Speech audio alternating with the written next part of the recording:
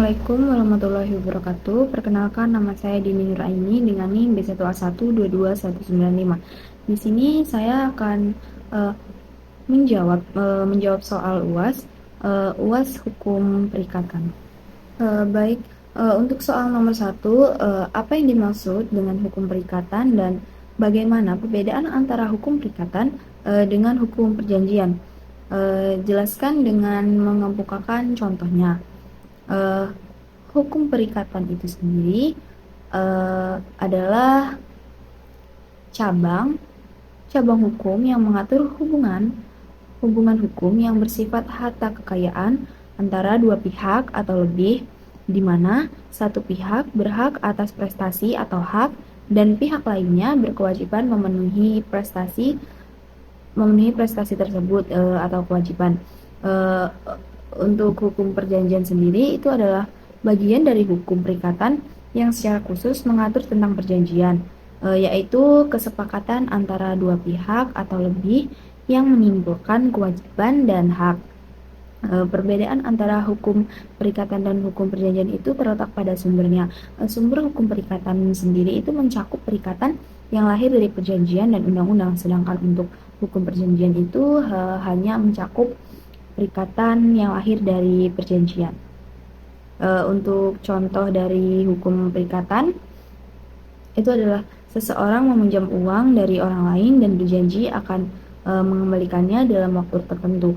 Untuk contoh dari hukum perjanjian sendiri adalah kontrak jual beli rumah antara pembeli dan penjual.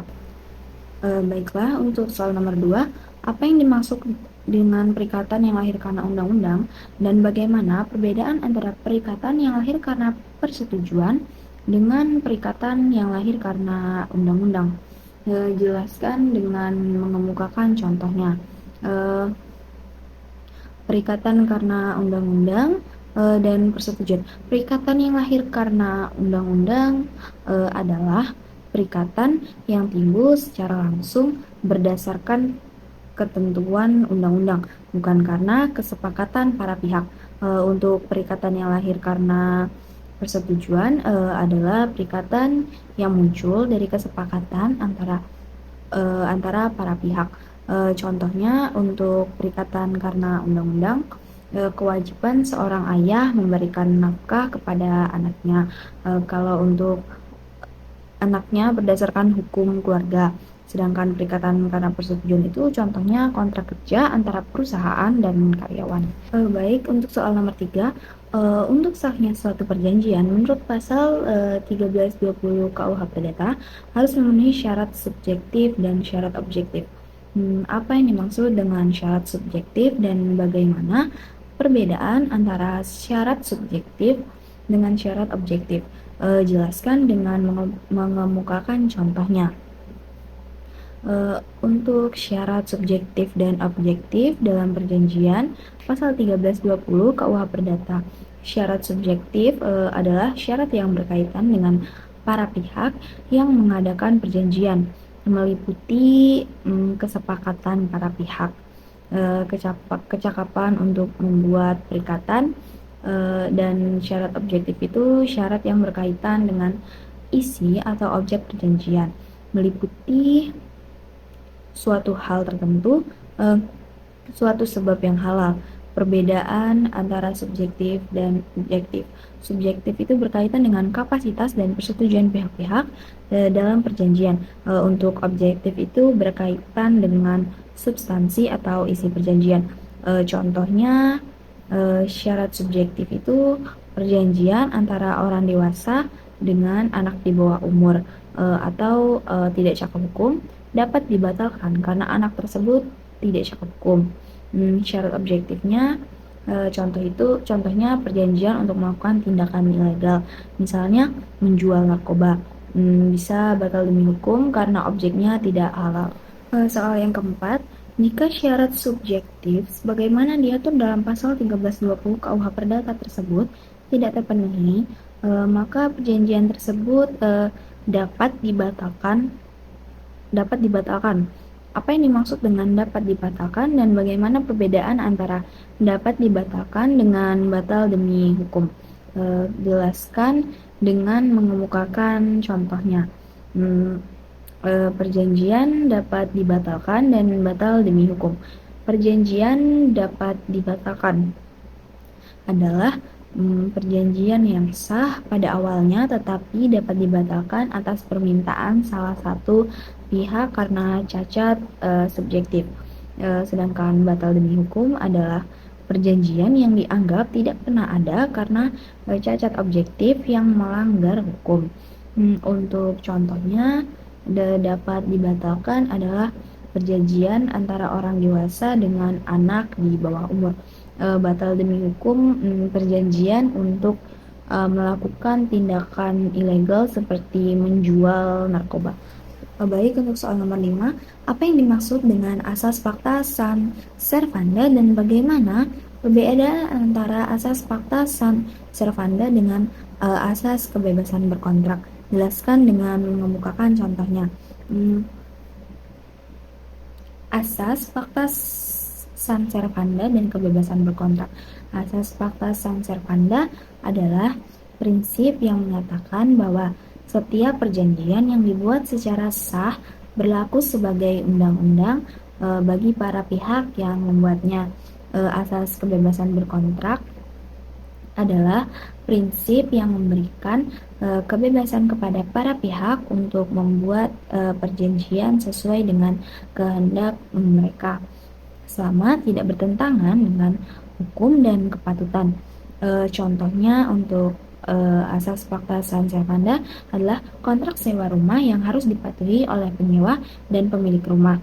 Sedangkan untuk contoh kebebasan berkontrak adalah seseorang bebas untuk menentukan syarat dan ketentuan dalam kontrak kerjasama bisnis mereka.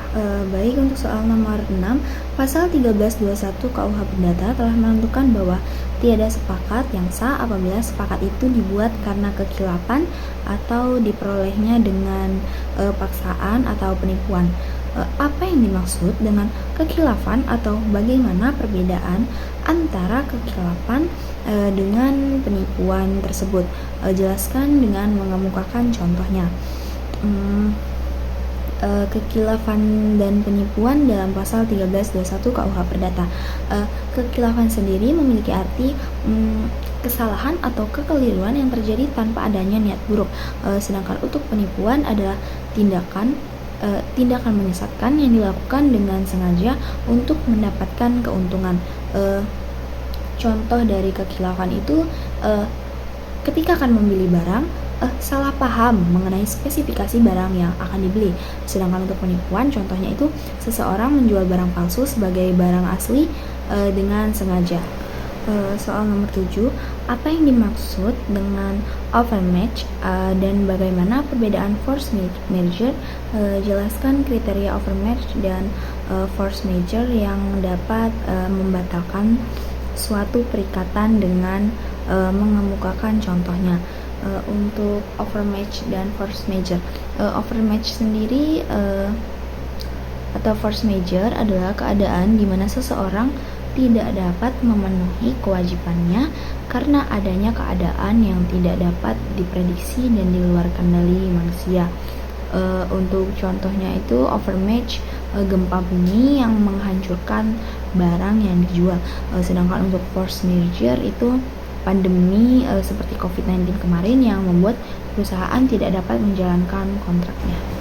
Soal nomor 8, apa yang dimaksud dengan wan prestasi dan bagaimana perbedaan antara wan prestasi dengan perbuatan melawan hukum?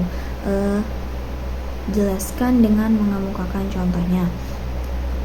Wan prestasi dan perbuatan melawan hukum. Wan prestasi sendiri itu artinya kelalaian atau kegagalan salah satu pihak dalam memenuhi kewajiban kontraktualnya. Perbuatan melawan hukum adalah tindakan yang melanggar hak orang lain dan menyebabkan kerugian tanpa didasarkan pada perjanjian. Wan prestasi itu contohnya tidak membayar hutang tepat waktu, sedangkan perbuatan melawan hukum itu merusak properti orang lain secara sengaja. Soal nomor 9. Menurut pasal 1381 KUH Perdata, hapusnya perikatan dapat terjadi antara lain karena perjumpaan hutang atau kompensasi. Apa yang dimaksud dengan perjumpaan hutang atau kompensasi tersebut? Jelaskan dengan mengemukakan contohnya. Perjumpaan hutang atau kompensasi dalam pasal 1381 KUH Perdata adalah keadaan di mana dua pihak yang saling berhutang menghapuskan hutang mereka satu sama lain dengan jumlah yang sama. Contohnya, seseorang yang berhutang 1 juta rupiah kepada orang lain dan orang tersebut juga berhutang 1 juta kepada dia, maka hutang mereka dapat dihapuskan dengan kompensasi. Soal nomor 10, selain itu, menurut pasal 1381 KUH Perdata, hapusnya perikatan juga dapat terjadi karena percampuran hutang. Jelaskan apa yang dimaksud dengan percampuran hutang yang mengakibatkan hapusnya perikatan tersebut dengan mengemukakan contohnya. Yang percampuran hutang dalam pasal 1381 KUH Perdata itu terjadi ketika debitur dan kreditur menjadi orang yang sama sehingga perikatan tersebut berakhir.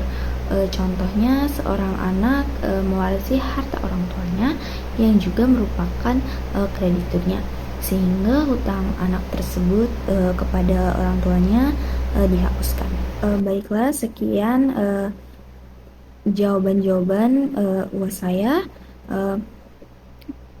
Apabila terjadi salah kata, mohon dimaafkan. Saya akhiri. Wassalamualaikum warahmatullahi wabarakatuh.